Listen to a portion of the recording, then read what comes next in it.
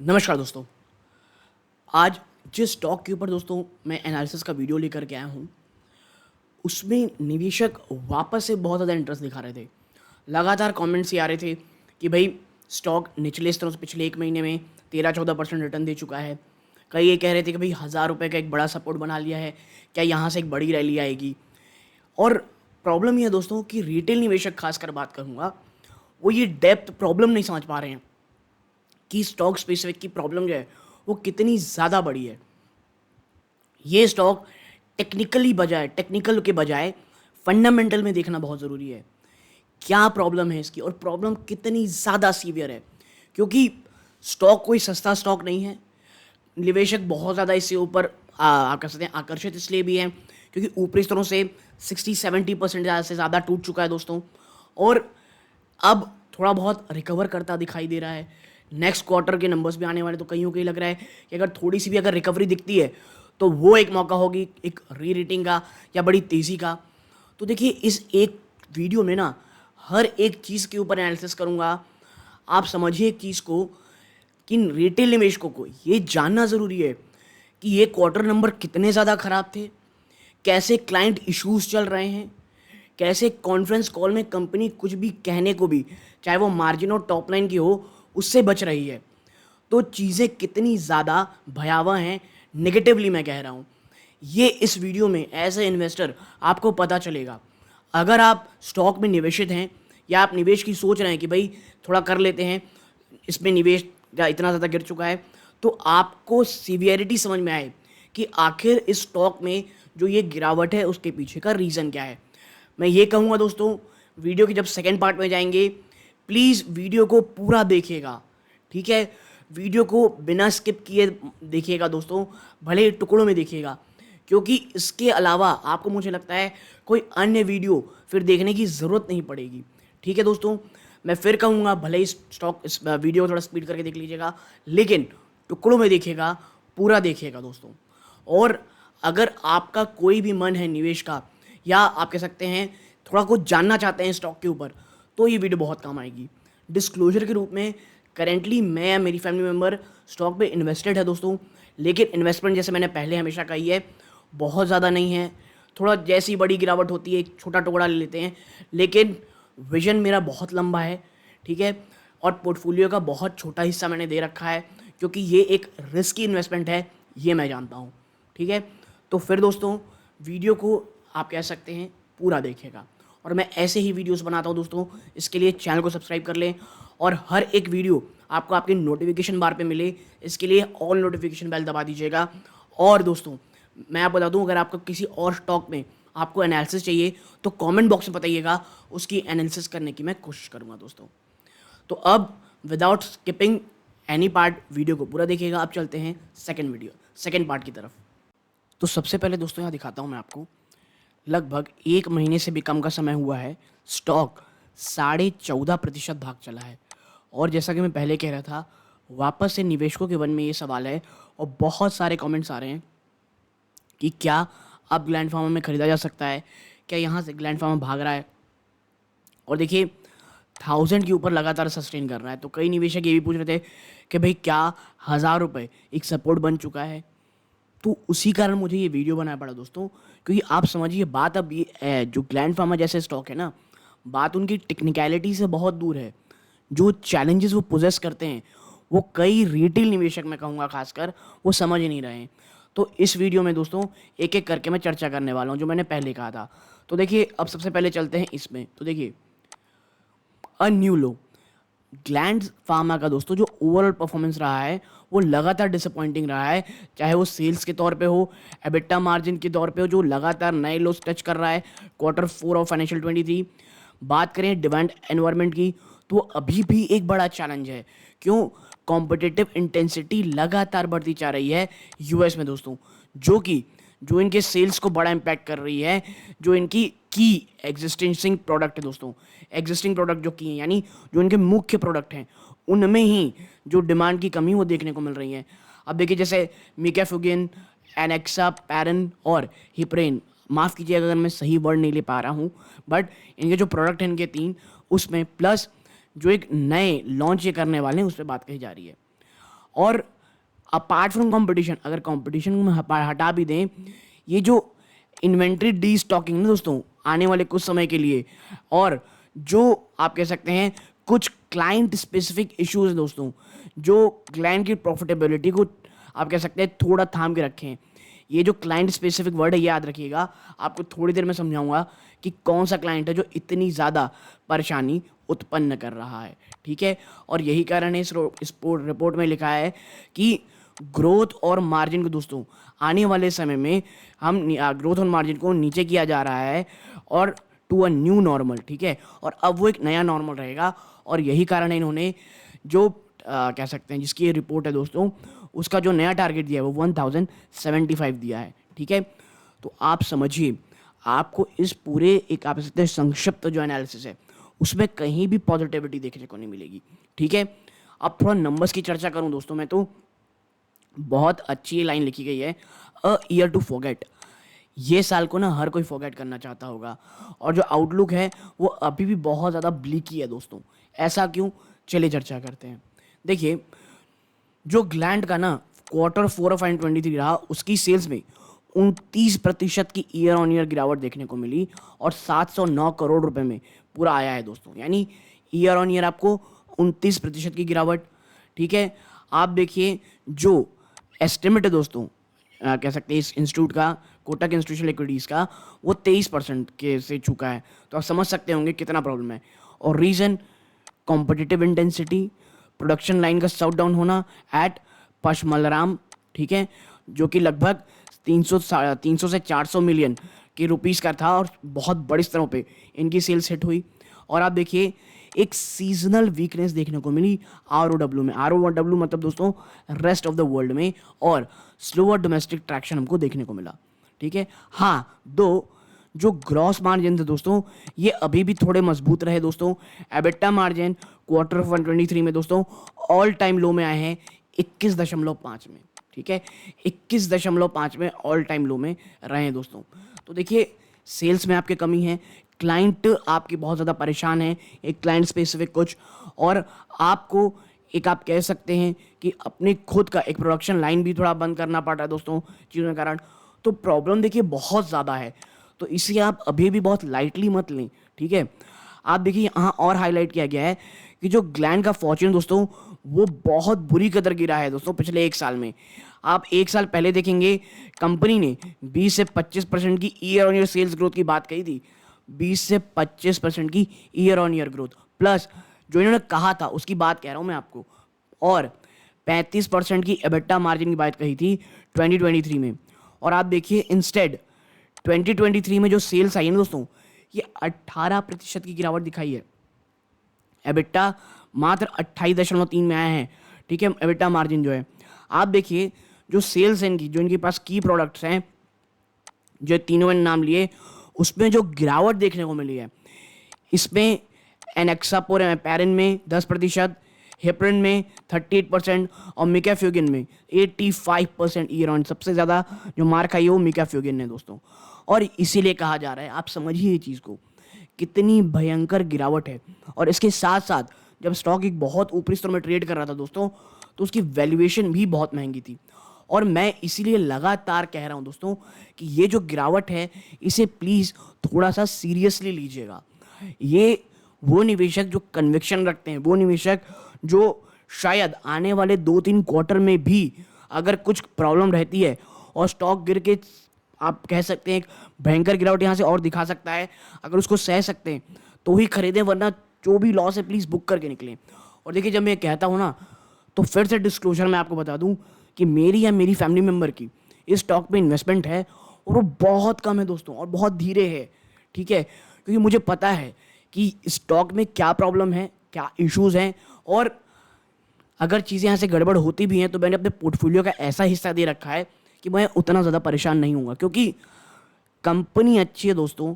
कुछ इनके पास प्रॉब्लम ऐसी आ गई है कि जो आने वाले 2 से 3 क्वार्टर में बहुत बहुत ज़्यादा प्रॉब्लम में रहने वाले हैं, ठीक है। आगे चलते हैं, कुछ चीज़ों में बात करते हैं। देखिए, फ्लैट ऑर्गेनिक यूएस सेल और CAGR over financial 23 to financial 25 earning. देखिए, दो कंपटीशन फॉर ग्लैंड्स की product has escalated over the past few year quarters.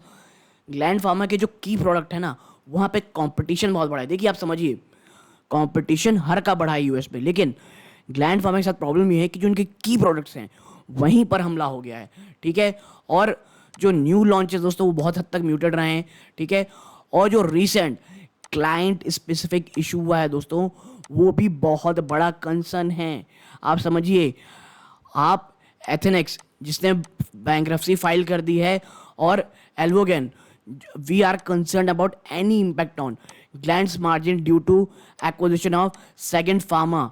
आप समझिए इस चीज़ को कि जो एक इन्होंने एक्विजिशन भी किया है सेकंड फार्मा का दोस्तों, वन ऑफ ग्लैंड्स की clients which has been reporting heavily operating losses, ये भी एक बड़ा लॉस पे कर रहा है। यानी आप समझिए चारों तरफ से स्टॉक घिरा हुआ है, और यही कारण है कि इतनी भयंकर गिरावट आपको देखने को मिल रही है। ठीक है, यहाँ पे लिखा गया है even as we build in a slight recovery on a low base for other regulated market, rest of world and India, we calibrate our ex organic sales assumptions, particularly due to lower ramp up in other regulated market and the आप कह सकते हैं any impact in India। देखिए इसको ना, इस पूरी line को यहाँ पे जो लिखा है इसे संक्षिप्त में करूँ तो यहाँ यही चीज़ें हैं भाई, कि जो रिकवरी है वो होना टफ दिख रही है, की क्लाइंट्स के साथ चैलेंजेस बने हुए हैं, जो इन्होंने एक्विजिशन किया है वो भी प्रॉब्लम में है, तो कैसे काम चलेगा। ये जो गिरावट है ये वाकई में सीरियस है। और देखिए अभी भी जो एक बहुत ज़्यादा फैंटेसाइज किया जा रहा है कि भाई इस पर गिरावट है, खरीदने के लायक हो सकता है, buy on dips, but as a retail निवेशक आपको प्लीज़ समझना पड़ेगा कि इश्यूज कितना भयंकर है। आप देखिए चैलेंजिंग टाइम्स, तो किसी कारण इसको सेल्स फ्रॉम रिड्यूस ऐसे इसीलिए सेल की कैटेगरी में रखा गया है और 1075 किया गया है। देखिए नियर टर्म आउटलुक भैया चैलेंजिंग है। आप कह लीजिए जो विजिबिलिटी है वो भी बहुत कमज़ोर है, लैक ऑफ विजिबिलिटी है regarding normalcy in sale margin is a bigger worry.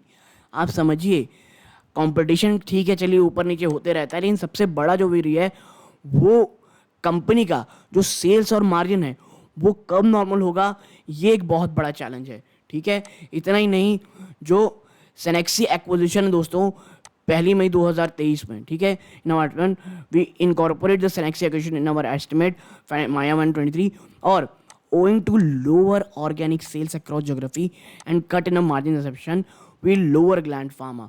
आप ओवरऑल समझिए कि जो ऑर्गेनिक सेल्स है ओवरऑल तमाम जोग्राफीज में, वहीं पर हमको कमी देखने को मिल रही है।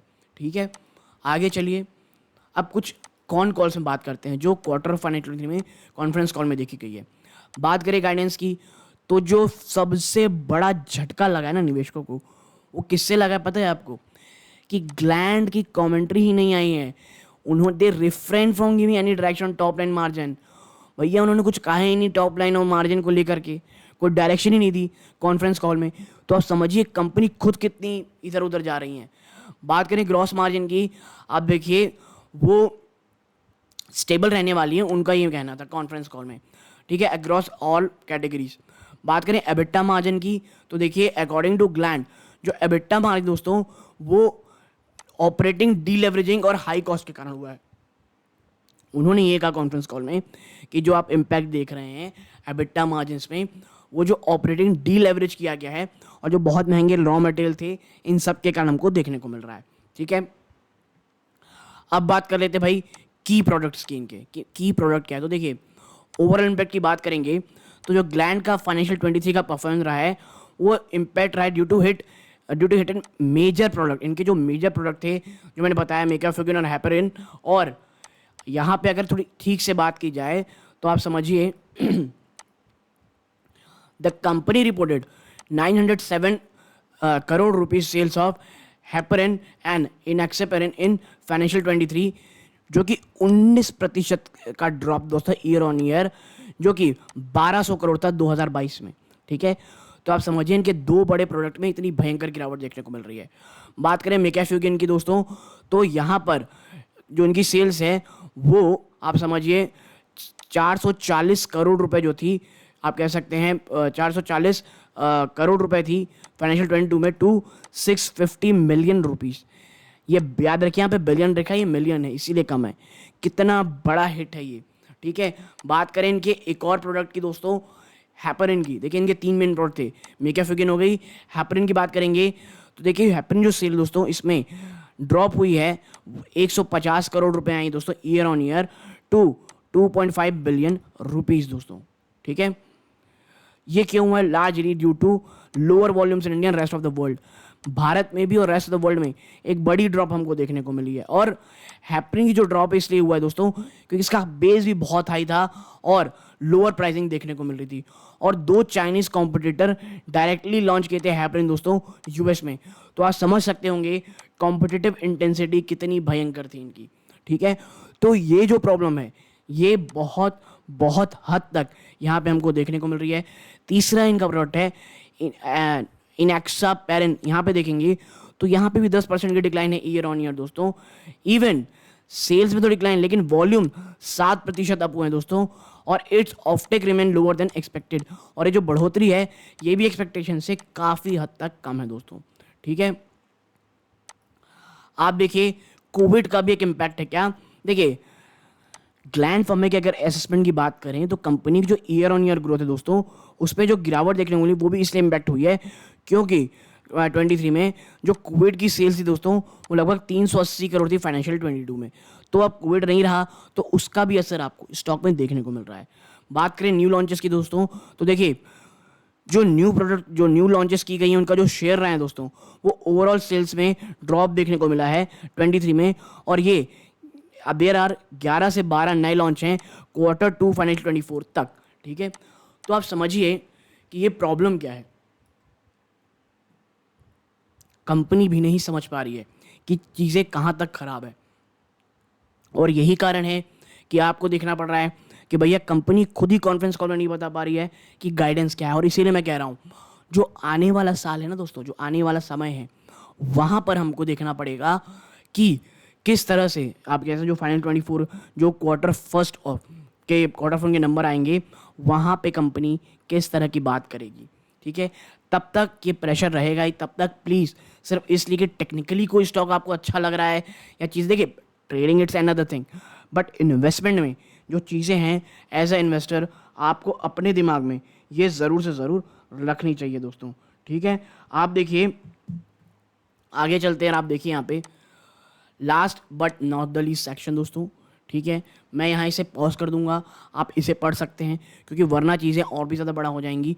ये जो चीज़ें रखी दोस्तों मैंने 3 चीज़ के लिए। पहला ये एल्वोगॉन जो क्लाइंट दोस्तों बात चल रही थी, ठीक है। आप देखिए एल्वोगॉन जिसने client who exited the business, Gland stop selling to Alvogen for Q4 of 2023।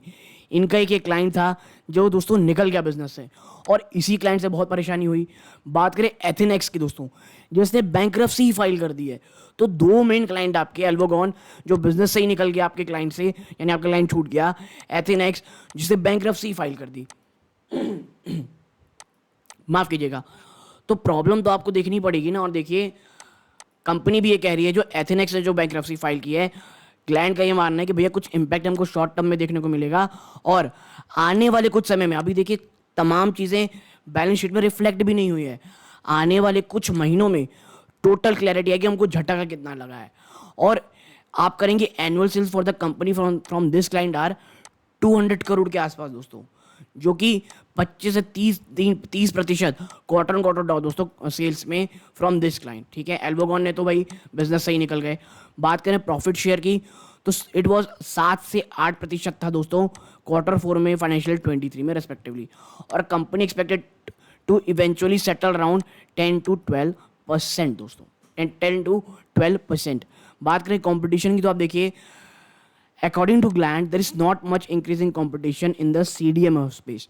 Gland Pharma का ये कहना है कि CDMO जो स्पेस है एक और वर्टिकल इनका, वहाँ पे कोई बहुत भयंकर कंपटीशन नहीं है उस स्पेस में।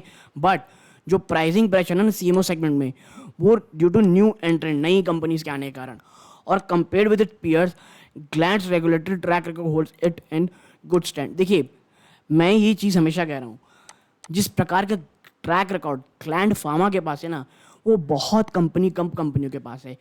ये जो एक भयंकर डेंजरस फेज चल रहा है इस कंपनी का, अगर वो उससे निकलती है तो मुझे ये लगता है कि ये जो स्टॉक है ये आने वाले समय में काफ़ी अच्छा कर सकता है। लेकिन ये एक प्लीज़ डेंजरस स्टॉक है। अभी भी कुछ भी खरीदारी करने से पहले प्लीज़ अपने वित्तीय सलाहकार से सलाह लीजिएगा। और यही कारण है कि मैं कंप्लीट एनालिसिस का वीडियो इसमें लेकर के आया हूँ, ताकि वंस फॉर ऑल वो निवेशक जिनको ग्लैंड फॉर्म निवेश करना just to satisfies adrenaline, his और हर एड्रेलिन, वो समझें इस चीज़ को कि प्रॉब्लम है पूरी की पूरी कंपनी में, प्लीज़। ठीक है, तो ये जो पूरा आप कह सकते हैं रिपोर्ट था, ये कोटक की तरफ से दोस्तों मैंने रिपोर्ट निकाली थी, उनको इसका डेटा का साधुवाद है। तो यहाँ तक जुड़े रहे ऐसे ही वीडियोस के लिए दोस्तों। चैनल को सब्सक्राइब करें, वीडियो को लाइक करें। ये इस वीडियो का अंत है। जय हिंद।